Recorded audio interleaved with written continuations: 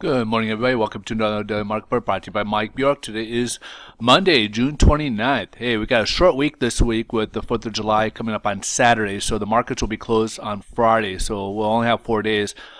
Today, we only got one economic news release scheduled for today, but this week will be packed full of data, especially Thursday, which will be the big one, which will be the job numbers. We'll have the weekly jobless claims as well as the reports from the Bureau of Labor Statistics. And then Wednesday, we have the ADP numbers.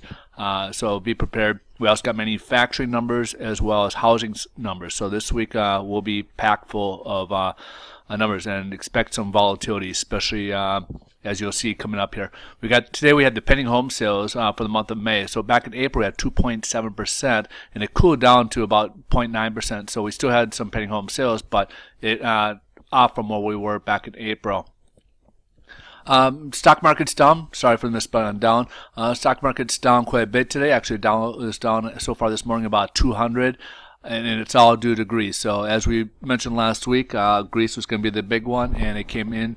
Last week they were feeling a little bit optimistic. This basically the talks crumbled over the weekend, and basically European creditors decided they're not going to accept Greece's terms.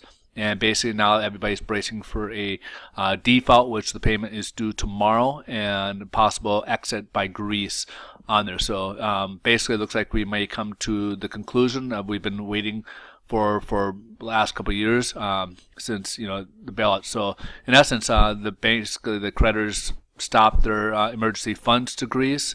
Their banks are closed. Everything's pretty much closed up in Greece right now, up until they're going to do a referendum on Sunday. So right now, there's kind of a shutdown going on right now in Greece as a result, as they are not receiving any more liquid funds from their other European counterparts.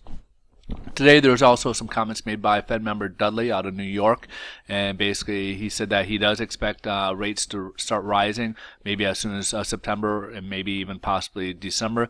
But he said, of course, Greece is the big wild card, so the ramifications of the what's going on with Greece, how it's going to play into the market, that's going to be a big factor as to where the economy is moving. So he's kind of anticipating the economy will be improving enough where they could start raising rates. Also, we came out, Puerto Rico basically said the same thing like Greece. Basically, they can't afford their payments to their creditors. So they're having issues with debt problems as well. Something that's not making the headlines now is something to pay attention to is Portugal. You may see Portugal talked about, and that could be the next one. They're a little bit bigger economy than Greece, so that could have a bigger ramifications where things are at. But Portugal is having some serious problems with their debts. Amount of money that, if you look at their GDP to what their debts are, their debts way exceed their GDP. So you may see that in the future as well.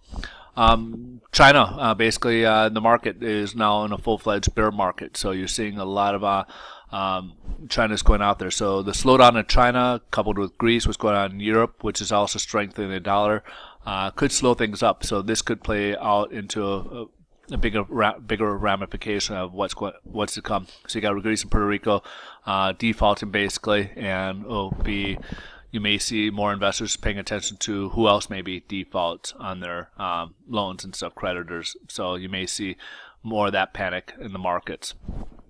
So as a result, bond markets making a big rally today. So as you can see, that huge sharp incline from Friday. So we have an improvement in the rate. So we're benefiting. The bonds or interest rates are improving from the bad news of where the economy is at. So always keep in mind that we're kind of like the undertaker, so to speak. So what's usually bad for the economy usually bodes well for the interest rates and such. So so today we got better pricing compared to where we are on Friday.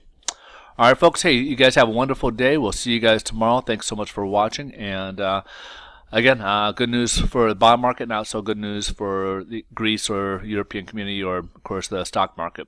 Have a great day. Take care. Bye.